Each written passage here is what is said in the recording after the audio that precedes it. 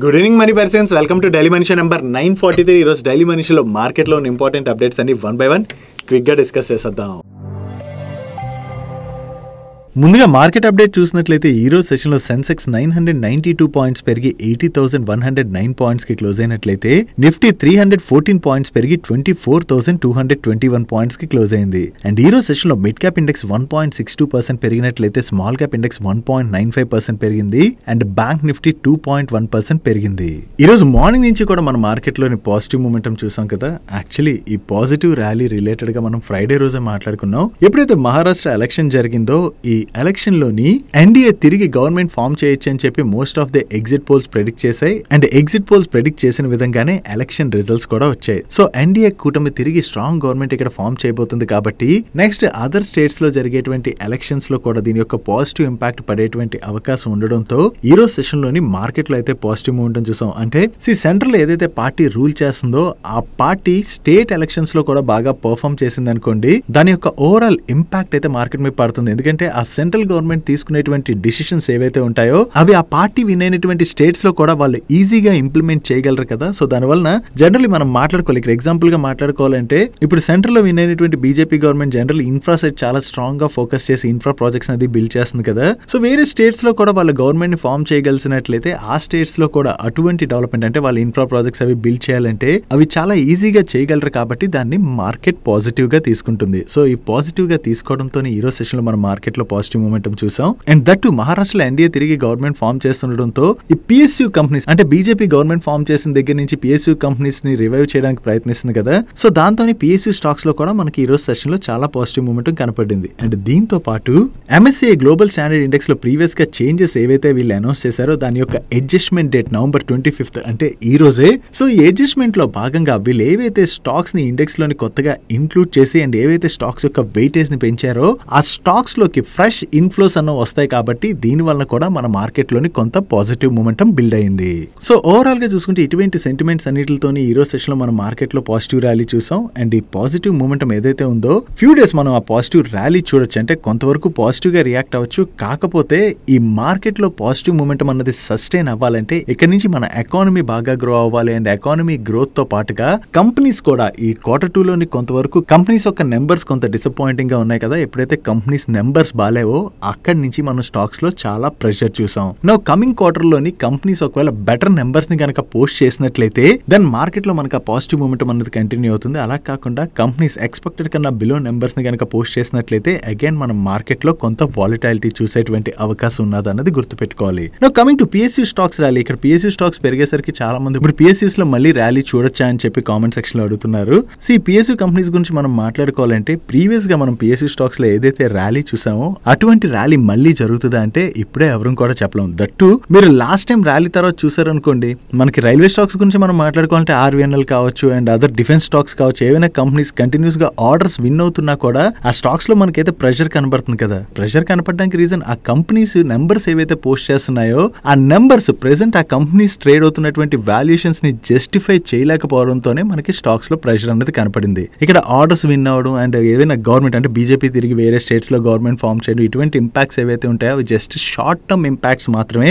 ఇక్కడ నుంచి ఏ స్టాక్స్ అయినా కూడా ర్యాలీ అవ్వాలంటే వాటి యొక్క ఫండమెంటల్స్ అన్నవి చాలా ఇంపార్టెంట్. అంటే ఆ కంపెనీస్ యొక్క ఎర్నింగ్స్ గ్రోత్ ఎలా ఉన్నది అండ్ వాళ్ళకి వస్తున్నటువంటి ఆర్డర్ బుక్ ఎలా ఉంది ఇలాంటివన్నీ కూడా ట్రాక్ చేసుకుంటూ మనం ఉండాలి. ఒకవేళ వాళ్ళు మంచి గ్రోత్ ని పోస్ట్ చేయగలిసినట్లయితే ఇక్కడ నుంచి ఆ స్టాక్స్ పర్ఫామ్ చేస్తాయి తప్ప ప్రీవియస్ గా ర్యాలీలోని ఏ స్టాక్ పడితే ఆ స్టాక్ పెరిగిపోయింది కదా అటువంటి ర్యాలీ అయితే ఇప్పుడు స్టాక్స్ లో కనపడడం కొంతవరకు కష్టమే. సో ఇక్కడ నుంచి ఇన్వెస్టర్స్ మెయిన్లీ కంపెనీస్ యొక్క ఫండమెంటల్స్ పైన ఫోకస్ చేయడం అన్నది చాలా ఇంపార్టెంట్. నో మహారాష్ట్రలోని ఎన్డీఏ తిరిగి గవర్నమెంట్ ఫామ్ చేసింది కదా. సో ఎన్డీఏ గవర్నమెంట్ ఇక్కడ ఫామ్ చేయడంతో కొన్ని స్టాక్స్ కి అయితే బెనిఫిట్ కలిగేటువంటి అవకాశం ఉన్నది. దానిలో మనం ముందుగా మాట్లాడుకోవాలంటే ఎలక్షన్స్ కన్నా ముందే ప్రీవియస్ గా ఉండేటువంటి ఎన్డీఏ గవర్నమెంట్ మహారాష్ట్రలోని న్యూ హౌసింగ్ పాలసీని ఇంప్లిమెంట్ చేయడానికి డ్రాఫ్ట్ అయితే రిలీజ్ చేయడం జరిగింది.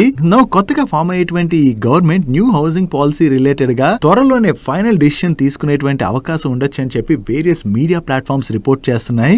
యాక్చువల్లీ ప్రీవియస్ గా 2007 లోని లాస్ట్ పాలసీని అయితే వీళ్ళు ఇంట్రడ్యూస్ చేశారు. ఆల్మోస్ట్ 17 years తర్వాత ఇక్కడ గవర్నమెంట్ అయితే న్యూ పాలసీని అమలు చేయబోతుంది. నో కొత్తగా ఫామ్ అయ్యేటువంటి ఈ గవర్నమెంట్ ఈ న్యూ హౌసింగ్ పాలసీని గనక ఇంప్లిమెంట్ చేసినట్లయితే Maharashtra based real estate companies ఏవైతే ఉన్నాయో ఆ కంపెనీస్ అయితే బెనిఫిట్ పొందబోతున్నట్టుగా మనం అర్థం చేసుకోవచ్చు.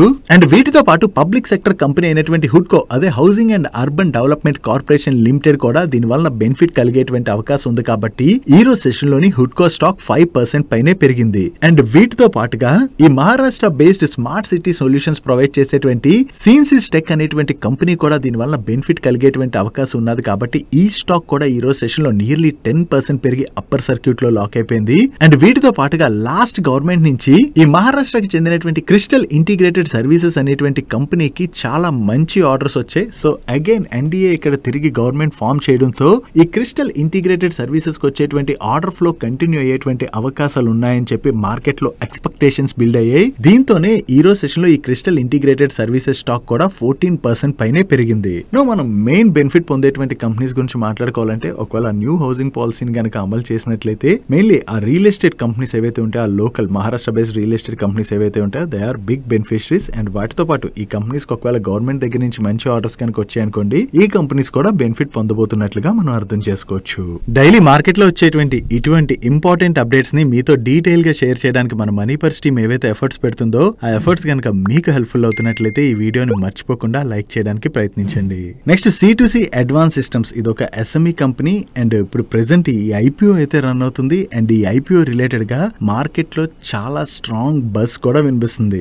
ఈ C2C అడ్వాన్స్ సిస్టమ్స్ రిలేటెడ్ గా ఈ రోజు మనీ కంట్రోల్ వాళ్ళ దగ్గర నుంచి చాలా ఇంపార్టెంట్ న్యూస్ వచ్చింది. ఒకవేళ మీలో ఎవరైనా ఈ IPO లో అది పార్టిసిపేట్ చేద్దాం అనుకుంటే మిస్ అవ్వద్దు. అండ్ అలాగే మీ ఫ్రెండ్స్ అండ్ ఫ్యామిలీ మెంబర్స్ ని కూడా అలర్ట్ చేయడానికి ప్రయత్నించండి. ఈ IPO listing actually November 29th రోజున జరగాలి. కానీ ఈ IPO లిస్టింగ్ ని సెబీ పోస్ట్ పోన్ చేసినట్టుగా ఈ రోజు మనీ కంట్రోల్ వాళ్ళు వాళ్ళ సోర్సెస్ ద్వారా తెలిసిన ఇన్ఫర్మేషన్ ప్రకారం రిపోర్ట్ చేస్తున్నారు. యాక్చువల్లీ ఈ IPO ని రెగ్యులేటర్ పోస్ట్ పోన్ చేయడానికి రీజన్ ఏంటంటే ఈ కంపెనీ రిలేటెడ్ గా సెబీకి ఇన్వెస్టర్ దగ్గర నుంచి కంప్లైంట్ వచ్చిందని, ఈ కంప్లైంట్ రావడంతో వీళ్ళని ఇండిపెండెంట్ ఆడిటర్ ని అపాయింట్ చేయాలని చెప్పి సెబీ ఆదేశించినట్లుగా. బట్ ఈ కంపెనీ రిలేటెడ్ గా రెగ్యులేటర్ కి వెళ్ళినటువంటి కంప్లైంట్ ఏంటని చెప్పి యాక్చువల్ ఇన్ఫర్మేషన్ అయితే వీళ్ళ దగ్గర లేదని చెప్పి పబ్లిష్ చేస్తున్నారు. అండ్ అంతేకాకుండా ఇండిపెండెంట్ ఆడిటర్ ని అపాయింట్ చేసి వీళ్ళ ఆడిటింగ్ అది కంప్లీట్ చేసే వరకు ఈ లిస్టింగ్ అయితే సెబీ పోస్ట్ పోన్ చేయబోతున్నట్టుగా కూడా వీళ్ళు మెన్షన్ చేయడం జరిగింది. అండ్ అంతేకాకుండా వీళ్ళకి సెబీ దగ్గర నుంచి వచ్చినటువంటి నోటీస్ లో కొన్ని ఆప్షన్స్ కూడా సెబీ కల్పించినట్లుగా వీళ్ళు షేర్ చేస్తున్నారు. ఎయిదర్ ఇన్వెస్టర్స్ కి షేర్స్ ని అలోకేట్ చేసే ముందే ఈ IPO ని విత్డ్రా చేసుకోవాలని, అండ్ అలాగే న్యూ సబ్స్క్రిప్షన్ అంటే IPO స్టిల్ సబ్స్క్రిప్షన్ నడుస్తున్నది కదా, ఆ సబ్స్క్రిప్షన్ ని కూడా వెంటనే ఆపివేయాలని, లేదా ఈ IPO ద్వారా వీళ్ళు ఏదైతే ఫండ్ రైజ్ చేయబోతున్నారో ఆ ఫండ్ యూసేజ్ ని మానిటర్ చేసేందుకు గాను NSE వాళ్ళని ఒక మానిటరింగ్ ఏజెన్సీని కూడా నియమించాలని చెప్పి సెబీ వీళ్ళకి రిలీజ్ చేసినటువంటి నోటీస్ లో మెన్షన్ చేసినట్టుగా మనీ కంట్రోల్ వాళ్ళు అప్డేట్ చేస్తున్నారు. ఒకవేళ కంపెనీ రిలేటెడ్ గా ఏదైనా ఇష్యూ ఉన్నట్లయితే మనకి ఫర్దర్ డీటెయిల్స్ అయితే వచ్చేస్తాయి. అంటే సెబీ దగ్గర నుంచి ఒకవేళ నోటీస్ వచ్చింది అనుకోండి, ఆ నోటీస్ పబ్లిక్ అయిపోద్ది కూడా త్వరలోనే. ఒకవేళ మీలో ఎవరైనా ఈ IPO లో పార్టిసిపేట్ చేద్దాం అనుకున్నట్లయితే కొంచెం జాగ్రత్తగా ఉండండి. ఎందుకంటే వి డోంట్ నో, అంటే సెబీ దగ్గర నుంచి నోటీస్ వచ్చిందని వీళ్ళు చెప్తున్నారు కదా, ఒకవేళ నోటీస్ వచ్చి IPO కనుక పోస్ట్ పోన్ అయిపోతే మన డబ్బులు అయితే వెనక్కి వచ్చేస్తాయి. కానీ మళ్ళీ పార్టిసిపేట్ చేసి వాళ్ళు విత్డ్రా చేసుకుని ఆ డబ్బులు వెనక్కి తెచ్చుకుని ఇలాంటి తలనొప్పులన్నీ బదులు కొంచెం జాగ్రత్తగా ఉండడం అన్నది చాలా బెటర్. SME IPOs రిలేటెడ్ గా కంటిన్యూస్ గా మన ఛానల్ అయితే ఇన్వెస్టర్స్ ని అలర్ట్ చేస్తూ వస్తున్నాం కదా. ఈ SME కంపెనీస్ రిలేటెడ్ గా ఉండేటువంటి రిస్కే ఇది. ఈ కంపెనీస్ రిలేటెడ్ గా మనకి ఫుల్ ఫ్లెజ్డ్ గా ఇన్ఫర్మేషన్ ఎక్కడా కూడా అవైలబుల్ గా ఉండదు. కాబట్టి దానిలో ఉండేటువంటి రిస్క్స్ అవి కూడా మనకి త్వరగా తెలియడం అన్నది చాలా కష్టం. అండ్ వన్స్ ఆ రిస్క్ రిలేటెడ్ గా బయటకు వచ్చింది అంటే ఒకవేళ స్టాక్ లిస్ట్ అయిపోయింది, లిస్ట్ అయిన తర్వాత SME కంపెనీలో ఉండేటువంటి ప్రాబ్లమ్స్ ఏమైనా బయటకు వచ్చాయనుకోండి, అటువంటి టైంలో ఆ స్టాక్ నుంచి మనం ఎగ్జిట్ అవ్వాలన్నా ఎగ్జిట్ అవ్వడం చాలా కష్టం. కాబట్టి మనం ఇన్వెస్ట్ చేసినటువంటి డబ్బుల్ని కోల్పోయేటువంటి ప్రమాదం ఉన్నది. సో అందుకని మీలో ఎవరైనా SMEs లో కనుక ఇన్వెస్ట్ చేస్తున్నట్లయితే దానిలో ఉన్నటువంటి రిస్క్ ను మాత్రం ఫస్ట్ అర్థం చేసుకోవడానికి ప్రయత్నించండి. నెక్స్ట్ కాంపోజిట్ సిలిండర్స్ మ్యానుఫ్యాక్చర్ చేసేటువంటి టైమ్ టెక్నోప్లాస్ట్ వాళ్ళ రిలేటెడ్ గా 1 by 1 పాజిటివ్ అప్డేట్స్ అయితే వస్తున్నాయి. వీళ్ళకి ప్రీవియస్ గా హైడ్రోజన్ స్టోర్ చేసేటువంటి కాంపోజిట్ సిలిండర్స్ మ్యానుఫ్యాక్చర్ చేయడానికి petroleum and explosive safety organisation దగ్గర నుంచి అప్రూవల్ వచ్చింది కదా, దాని గురించి మనం డిస్కస్ చేసుకున్నాం కూడా. ఇప్పుడు unmanned aerial vehicles and drone applications కోసం హైడ్రోజన్ స్టోర్ చేసేటువంటి high pressure type 3 fully wrapped fibre reinforced composite cylinders ని మ్యానుఫ్యాక్చరింగ్ చేసేందుకు గాను వీళ్ళకి పెసో అంటే petroleum and explosive safety organisation దగ్గర నుంచి అప్రూవల్ వచ్చినట్టుగా వీళ్ళు షేర్ చేస్తున్నారు. ఈ కాంపోజిట్ సిలిండర్స్ ని మ్యానుఫ్యాక్చర్ చేయడానికి అప్రూవల్ వచ్చినటువంటి ఫస్ట్ ఇండియన్ కంపెనీ వీళ్ళదేనని, అండ్ ఈ హైడ్రోజన్ పవర్ డ్రోన్స్ ఏవైతే ఉన్నాయో వాటిని ఇక్కడ మీకు కనపడుతున్నటువంటి అప్లికేషన్స్ అంటే డిఫెన్స్, సర్వేలెన్స్ అండ్ మానిటరింగ్ ఇలా వీటితో పాటు వేరియస్ అప్లికేషన్స్ లో యూజ్ చేసేటువంటి అవకాశం ఉన్నది. కాబట్టి దాని ద్వారా టైమ్ టెక్నోప్లాస్ట్ వాళ్ళకి చాలా మంచి బెనిఫిట్ కలిగేటువంటి అవకాశం ఉన్నదని చెప్పి వీళ్ళ మేనేజ్మెంట్ షేర్ చేస్తుంది. అండ్ ఈ UAE and drone market present అయితే $30 బిలియన్ ఉన్నదని అండ్ ఇది 2032 నాటికి 11% CAGR చొప్పున గ్రో అవుతూ $60 బిలియన్ కి రీచ్ అయ్యేటువంటి అవకాశం ఉన్నదని చెప్పి వీళ్ళు షేర్ చేస్తున్నారు. సో ఓవరాల్ గా ఇది టైమ్ టెక్నోప్లాస్ట్ వాళ్ళు రిలేటెడ్ గా చాలా పాజిటివ్ అప్డేట్ కాబట్టి ఈ రోజు సెషన్ లో స్టాక్ 5% పైనే పెరిగింది. నెక్స్ట్ PSU కంపెనీ అయినటువంటి MTNL అదే మహానగర్ టెలిఫోన్ నిగమ్ లిమిటెడ్ వాళ్ళు BSNL వాళ్ళతో సర్వీస్ అగ్రిమెంట్ సైన్ చేయబోతున్నట్టుగా ప్రీవియస్ గానే అనౌన్స్ చేశారు. అండ్ ఈ అగ్రిమెంట్ ని వీళ్ళు ఇప్పుడు 22 నవంబర్ రోజున సైన్ చేయడం జరిగింది. అండ్ ఈ రెండు పార్టీస్ మధ్యన అగ్రిమెంట్ 10 ఇయర్స్ పీరియడ్ కి గాను వీళ్ళు సైన్ చేయడం జరిగింది.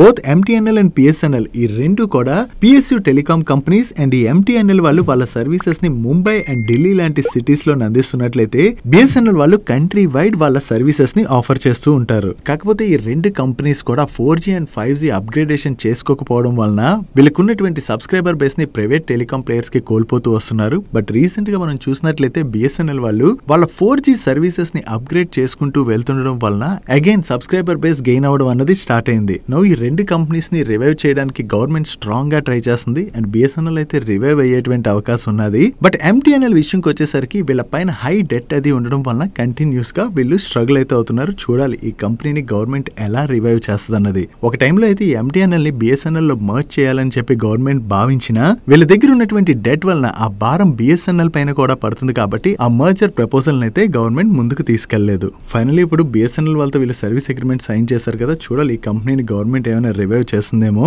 సో BSNL తో ఈ సర్వీస్ అగ్రిమెంట్ సైన్ చేశారన్న అప్డేట్ తోనే ఈ రోజు సెషన్ లో మనకి MTNL స్టాక్ లో పాజిటివ్ మూమెంటం కనపడింది. నెక్స్ట్ రైస్ వీట్ లాంటి ఫుడ్ ప్రొడక్ట్స్ ని సెల్ చేసేటువంటి మిస్తాన్ ఫుడ్స్ వాళ్ళు వాళ్ళ బ్రాండ్ అంబాసిడర్ గా రష్మిక మందానా గారిని వీళ్ళు నియమించడం జరిగింది. సో దీనిలో భాగంగా వీళ్ళ ప్రొడక్ట్స్ ఏవైతే ఉంటాయో వాటన్నిటికీ కూడా రష్మిక మందానా గారు బ్రాండ్ అంబాసిడర్ గా వ్యవహరించనున్నారు.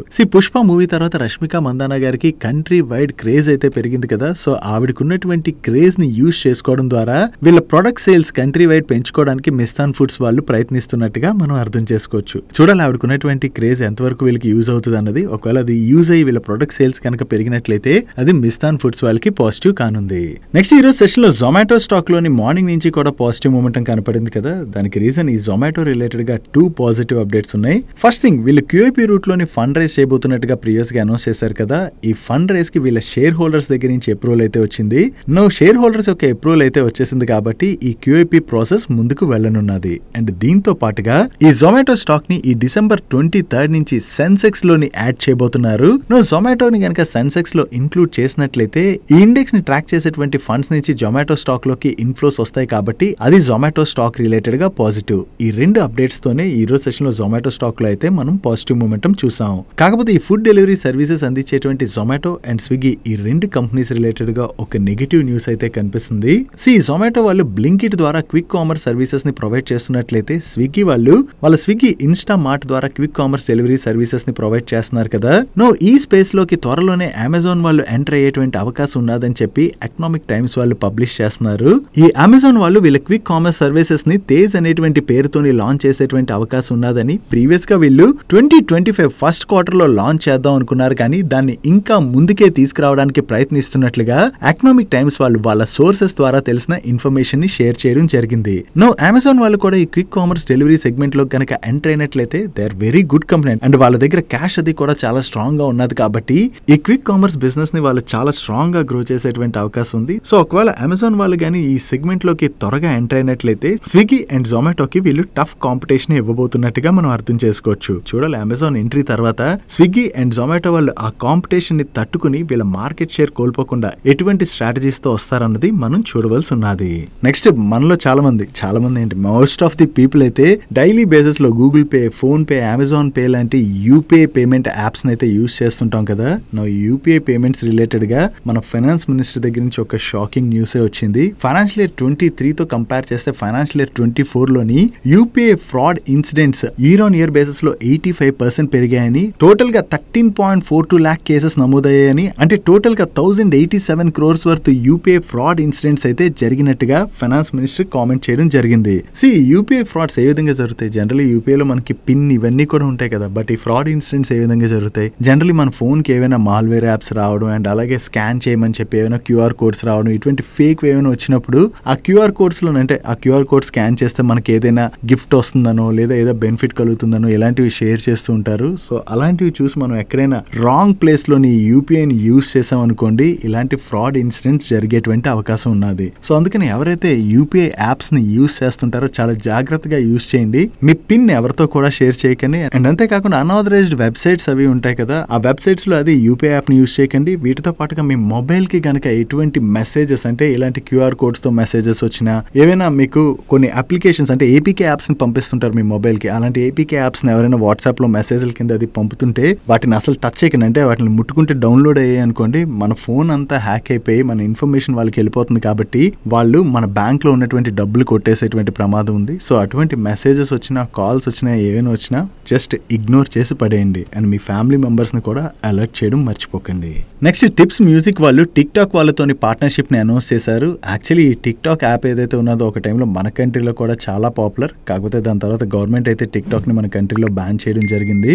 నో ఈ tick talk app other countries లో అయితే యూజ్ చేస్తున్నారు కదా. సో ఈ అదర్ కంట్రీలో యూజ్ చేసేటువంటి ఎన్ఆర్ఐ మ్యూజిక్ లవర్స్ ఎవరైతే ఉంటారో వాళ్ళు టిక్ టాక్ యాప్ లోని టిప్స్ మ్యూజిక్ యొక్క 31,000 సాంగ్స్ కేటలాగ్ ఏదైతే ఉన్నదో ఆ కేటలాగ్ ని యాక్సెస్ చేసుకుని వాళ్ళు షార్ట్ వీడియోస్ అయితే చేసుకోవచ్చు. సో ఇలా గ్లోబల్ గా ఉండేటువంటి పాపులర్ షార్ట్ వీడియో ప్లాట్ఫామ్స్ ఏవైతే ఉంటాయో వాళ్ళతోని కొలాబరేట్ అవడం ద్వారా టిప్స్ మ్యూజిక్ వాళ్ళు వీళ్ళ మ్యూజిక్ కేటలాగ్ రీచ్ అయితే వీళ్ళు బాగా పెంచడానికి ప్రయత్నిస్తున్నట్టుగా మనం అర్థం చేసుకోవచ్చు. సో టిక్ టాక్ తోని టిప్స్ మ్యూజిక్ వాళ్ళు ఈ కొలాబరేషన్ అనౌన్స్ చేశారన్న అప్డేట్ తోని ఈ రోజు సెషన్ లో టిప్స్ మ్యూజిక్ స్టాక్ 3% పైనే పెరిగింది. నెక్స్ట్ ఈ రోజు సెషన్ లో శక్తి పంప్ స్టాక్ నియర్లీ 83% కరెక్ట్ అయినట్టుగా మీకు కనబడుతుంది కదా. ఇన్ఫాక్ట్ ఈ రోజు సెషన్ లో ఈ స్టాక్ అయితే కరెక్ట్ అవ్వలేదు. ఈ స్టాక్ ఈ రోజు సెషన్ లో 5% పెరిగి అప్పర్ సర్క్యూట్ లో లాక్ అయిపోయింది. ఈ స్టాక్ ఇంత కరెక్ట్ అయినట్టుగా ఎందుకు కనబడుతుందంటే వీళ్ళు ప్రీవియస్ గా 5:1 బోనస్ ఇష్యూని అనౌన్స్ చేశారు. అంటే రికార్డ్ డేట్ నాటికి ఎవరి దగ్గర అయితే ఈ శక్తి పంప్స్ యొక్క 1 స్టాక్ ఉంటుందో వాళ్ళకి 5 స్టాక్స్ ని వీళ్ళు బోనస్ గా ఇష్యూ చేయనున్నారు. ఈ బోనస్ ఇష్యూ యొక్క ఎక్స్ డేట్ అంటే ఎగ్జిక్యూషన్ డేట్ ఈ రోజు. సో ఈ ఎగ్జిక్యూషన్ డేట్ ఉండడం వల్లనే మీకు ఆ స్టాక్ ప్రైస్ అడ్జస్ట్ అవడం వలన స్టాక్ అంతలా కరెక్ట్ అయినట్టుగా కనిపిస్తుంది. కానీ ఇన్ఫాక్ట్ స్టాక్ అయితే కరెక్ట్ అవ్వలేదు. త్వరలోనే ఈ బోనస్ షేర్స్ ఏవైతే ఉన్నాయో అవి మీ డిమాట్ అకౌంట్ లోని క్రెడిట్ అవుతాయి. నెక్స్ట్ ఇండియన్ రైల్వేస్ నుంచి రైల్వే పిఎస్యూ కంపెనీ అయినటువంటి ఆర్వీఎన్ఎల్ వాళ్ళకి కంటిన్యూస్ గా ఆర్డర్స్ అయితే వస్తున్నాయి కదా. రీసెంట్ గా వీళ్ళు ఈస్టర్న్ రైల్వే వాళ్ళు ఫ్లోట్ చేసిన టెండర్ లో కూడా పార్టిసిపేట్ చేసి L1 బిడ్డర్ గా సెలెక్ట్ అయ్యారు. దీనిలో భాగంగా ఇప్పుడు వీళ్ళు LOA రిసీవ్ చేసుకోవడం జరిగింది. కాకపోతే ఇది వీళ్ళకి సింగిల్ గా వచ్చినటువంటి ఆర్డర్ కాదు. వీళ్ళ కన్సోర్టియం ఈ టెండర్ లో పార్టిసిపేట్ చేసే ఆర్డర్ అయితే విన్ అయింది. ఈ కన్సోర్టియం లోని ఆర్వీఎన్ఎల్ వాళ్ళ షేర్ 74% అండ్ ఈ టోటల్ ఆర్డర్ వాల్యూ వచ్చేసి 800 crores పైనే. నో వీళ్ళకి ఈస్టర్న్ రైల్వే నుంచి వచ్చినటువంటి ఈ ఆర్డర్ లో భాగంగా కలిపారి టు ప్రధానకుంట ఈ మధ్యలో multi tracking railway BG line అయితే వీళ్ళు కన్స్ట్రక్ట్ చేయవలసి ఉన్నది. వీళ్ళకి కొత్తగా ఏదైతే ఈ ఆర్డర్ వచ్చిందో ఇది ఆర్వీఎన్ఎల్ వాళ్ళ రిలేటెడ్ గా మనం పాజిటివ్ గా అర్థం చేసుకోవచ్చు. యాక్చువల్లీ ఈ రోజు most of the PSU stocks positive గా రియాక్ట్ అయ్యాయి కదా మహారాష్ట్రలో బీజేపీ గెలిచిన తర్వాత. దీంతో ఆర్వీఎన్ఎల్ స్టాక్ లో కూడా ఈ రోజు సెషన్ లో పాజిటివ్ మూమెంటం కనపడింది. Next vessels construction, repair and upgradation లాంటి సర్వీసెస్ అందించేటువంటి కొచ్చిన్ షిప్ యార్డ్ వాళ్ళు యుఎస్ కి చెందినటువంటి సీ-ట్రియం అనేటువంటి కంపెనీతో ఒక MOU సైన్ చేయడం జరిగింది. ఈ MOUలో భాగంగా మన ఇండియన్ మార్కెట్ కోసం వీళ్ళిద్దరూ కలిపి mobile offshore drilling unit design related గా ఉన్నటువంటి ఆపర్చునిటీస్ అయితే ఎక్స్ప్లోర్ చేయబోతున్నారు. ఈ మొబైల్ ఆఫ్షోర్ డ్రిల్లింగ్ యూనిట్స్ ఏవైతే ఉన్నాయో వాటిని కొచ్చిన్ షిప్ యార్డ్ వాళ్ళు డెవలప్ చేయబోతున్నట్లయితే దీనికి టెక్నాలజీ సర్వీసెస్ అవి యుఎస్ కి చెందినటువంటి ఈ సీ-ట్రియం అనేటువంటి కంపెనీ ఆఫర్ చేయనుంది. సో వీళ్ళిద్దరు కొలాబరేషన్ లో భాగంగా ఓవరాల్ గా మన కంట్రీలో షిప్పింగ్ సెక్టర్ లో ఏదైతే మంచి ఆపర్చునిటీ క్రియేట్ అవుతుందో ఆ ఆపర్చునిటీని అయితే వీళ్ళు క్యాటర్ చేయడానికి ప్రయత్నిస్తున్నట్టుగా మనం అర్థం చేసుకోవచ్చు. సో కొచ్చిన్ షిప్ యార్డ్ వాళ్ళు ఈ కంపెనీతో MOU సైన్ చేశారన్న అప్డేట్ తోనే ఈ రోజు సెషన్ లో ఈ స్టాక్ పాజిటివ్ గా రియాక్ట్ అయింది. నెక్స్ట్ ఇన్ఫ్రా సర్వీసెస్ ప్రొవైడ్ చేసేటువంటి హెచ్జీ ఇన్ఫ్రా వాళ్ళు ఎన్టీపీసీ విద్యుత్ వ్యాపార్ నిగమ్ లిమిటెడ్ వాళ్ళు ఫ్లోట్ చేసిన టెండర్ లో పార్టిసిపేట్ చేసి లీస్ట్ బిడ్డర్ గా సెలెక్ట్ అయ్యారు. అండ్ దీనిలో భాగంగా వీళ్ళు ఇప్పుడు LOA కూడా రిసీవ్ చేసుకోవడం జరిగింది. దీనికి గాను ఈ ఎన్టీపీసీ విద్యుత్ వ్యాపార్ నిగమ్ లిమిటెడ్ వాళ్ళ కోసం హెచ్జీ ఇన్ఫ్రా వాళ్ళు stand alone battery energy storage system ని సెటప్ చేయవలసి ఉన్నది. అండ్ ఈ ప్రాజెక్ట్ ని వీళ్ళు 1.5 years లో కంప్లీట్ చేయాలి. వీళ్ళకి కొత్తగా ఈ ఆర్డర్ వచ్చిందన్న అప్డేట్ తోనే ఈ రోజు సెషన్ లో హెచ్జీ ఇన్ఫ్రా స్టాక్ పాజిటివ్ గా రియాక్ట్ అయింది. Next public sector engineering consultancy services అందించేటువంటి రైట్స్ వాళ్ళకి ప్రీవియస్ గానే నార్త్ ఈస్టర్న్ ఫ్రంటియర్ రైల్వే వాళ్ళ దగ్గర నుంచి ఒక ఆర్డర్ వచ్చింది. ఆ ఆర్డర్ వాల్యూ అప్రాక్సిమేట్లీ 280 crores. ఈ ఆర్డర్ ని ఇప్పుడు రివైజ్ చేస్తూ ఆర్డర్ వాల్యూని 531 crores కి పెంచడం జరిగింది. ఈ ఆర్డర్ లో భాగంగా వీళ్ళు నార్త్ ఈస్టర్న్ ఫ్రంటియర్ రైల్వే వాళ్ళ కోసం LMG అండ్ BPB సెక్షన్ లోని వేరియస్ ఎలక్ట్రిఫికేషన్ వర్క్స్ చేయనున్నారు. సో వీళ్ళకి ప్రీవియస్ గా వచ్చినటువంటి ఈ ఆర్డర్ వాల్యూ పెరిగింది కాబట్టి అది వీళ్ళ రిలేటెడ్ గా మనం పాజిటివ్ గా అర్థం అర్థం చేసుకోవచ్చు. నెక్స్ట్ దేవ్ ఇన్ఫర్మేషన్ టెక్నాలజీ వాళ్ళ బోర్డు ఈ రోజు మీట్ అయ్యి ఫేస్ వాల్యూ 5 గా ఉన్న వీళ్ళ స్టాక్ ని ఫేస్ వాల్యూ 2 కి స్ప్లిట్ చేయడానికి అప్రూవ్ చేయడం జరిగింది. అంటే రికార్డ్ డేట్ నాటికి ఎవరి దగ్గర అయితే ఈ దేవ్ ఇన్ఫర్మేషన్ టెక్నాలజీ యొక్క 1 షేర్ ఉంటుందో అవి 2 షేర్స్ గా మారబోతున్నాయి. నో ఫేస్ వాల్యూ 5 నుంచి ఫేస్ వాల్యూ 2 కి వీళ్ళు స్ప్లిట్ చేయబోతున్నారు కదా, రిమైనింగ్ ఆ గ్యాప్ ఏదైతే ఉన్నదో ఆ అమౌంట్ అయితే వీళ్ళు షేర్ హోల్డర్స్ అకౌంట్ లోని క్రెడిట్ చేసేటువంటి అవకాశం ఉన్నది. నో ఈ స్టాక్ స్ప్లిట్ రిలేటెడ్ గా ఇంకా వీళ్ళ షేర్ హోల్డర్స్ అప్రూవల్ అది రావాలి. వన్స్ ఈ అప్రూవల్ వచ్చిన తర్వాత వీళ్ళు రికార్డ్ డేట్ ని అనౌన్స్ చేస్తారు. నో వీళ్ళ దగ్గర నుంచి ఈ స్టాక్ స్ప్లిట్ రిలేటెడ్ అనౌన్స్మెంట్ రావడంతోనే ఈ రోజు సెషన్ లో Dev information and technology stock positive గా రియాక్ట్ అయింది. నెక్స్ట్ వేరే సెక్టర్స్ లోని ఈపీసీ సర్వీసెస్ ప్రొవైడ్ చేసేటువంటి కేఈసీ ఇంటర్నేషనల్ వాళ్ళు కొత్తగా 1114 crores వర్త్ ఆర్డర్స్ ని విన్ అయ్యారు. వీళ్ళకి వచ్చినటువంటి ఈ ఆర్డర్స్ వీళ్ళకి ఉన్నటువంటి అక్రాస్ బిజినెసెస్ లోని రావడం జరిగింది. ఈ ఆర్డర్స్ లోని వీళ్ళకి ట్రాన్స్మిషన్ అండ్ డిస్ట్రిబ్యూషన్ బిజినెస్ లోని మిడిల్ ఈస్ట్ అండ్ అమెరికాలోని కొన్ని ఆర్డర్స్ వచ్చినట్లయితే మన ఇండియాలోని ఇండస్ట్రియల్ సెగ్మెంట్ లోని అండ్ అలాగే metro overhead electrification works related గా రైల్వేస్ లో కూడా కొన్ని ఆర్డర్స్ ని విన్ అయ్యారు. వీటితో పాటు ఇండియా అండ్ ఓవర్సీస్ లోని కేబుల్స్ ఆర్డర్స్ కూడా వీళ్ళకి వచ్చాయి. సో వీళ్ళకి కొత్తగా అప్రాక్సిమేట్లీ 1100 crores వర్త్ ఆర్డర్స్ వచ్చాయన్న అప్డేట్ ని రిలీజ్ చేయడంతోనే ఈ రోజు సెషన్ లో ఈ స్టాక్ 4% పైనే పెరిగింది. నెక్స్ట్ ఇన్ఫ్రా కంపెనీ అయినటువంటి జిఆర్ ఇన్ఫ్రా ప్రాజెక్ట్స్ లిమిటెడ్ వాళ్ళ సబ్సిడరీ కంపెనీ అయినటువంటి GR logistics parks private limited వాళ్ళకి ఇండోర్ ఎంఎంఎల్పి ప్రైవేట్ లిమిటెడ్ దగ్గర నుంచి ఒక కాంట్రాక్ట్ వచ్చింది. ఈ కాంట్రాక్ట్ లో భాగంగా వీళ్ళు ఇండోర్ లోని మల్టీ మోడల్ లాజిస్టిక్ పార్క్ ని డెవలప్ చేయడంతో పాటుగా 45 years పాటు ఆపరేషన్ అండ్ మెయింటెనెన్స్ సర్వీసెస్ కూడా అందించవలసి ఉన్నది. అండ్ ఈ ప్రాజెక్ట్ కాస్ట్ అప్రాక్సిమేట్లీ 758 crores. వీళ్ళకి ఆర్డర్ వచ్చిందన్న అప్డేట్ తోనే ఈ రోజు సెషన్ లో జిఆర్ ఇన్ఫ్రా స్టాక్ పాజిటివ్ గా రియాక్ట్ అయింది. That's it for today's daily munch. ఈ రోజు డైలీ మంచ్ లో మేము షేర్ చేసిన ఇన్ఫర్మేషన్ మీకు నచ్చినట్లయితే ఈ వీడియోని లైక్ చేయండి. ఈ video me friends and family members helpful అవుతుంటే ఈ వీడియోని వాళ్ళకి షేర్ చేయండి. అండ్ మీరు ఇదే ఫస్ట్ టైం మన మనీపర్ ఛానల్కి వచ్చి ఛానల్ ఇంకా సబ్స్క్రైబ్ చేసుకోలేనట్లయితే ఇక్కడ ఉన్న ఛానల్ లోగో మీద క్లిక్ చేసి ఛానల్ సబ్స్క్రైబ్ చేసుకుంటూ పక్కన ఉన్న బెల్ ఐకాన్ లోని ఆల్ నోటిఫికేషన్స్ యాక్టివేట్ చేసుకోండి. నేను చంద్రశేఖర్ పత్రి మరొక ఇంట్రెస్టింగ్ వీడియోతో కలుద్దాం. Good night.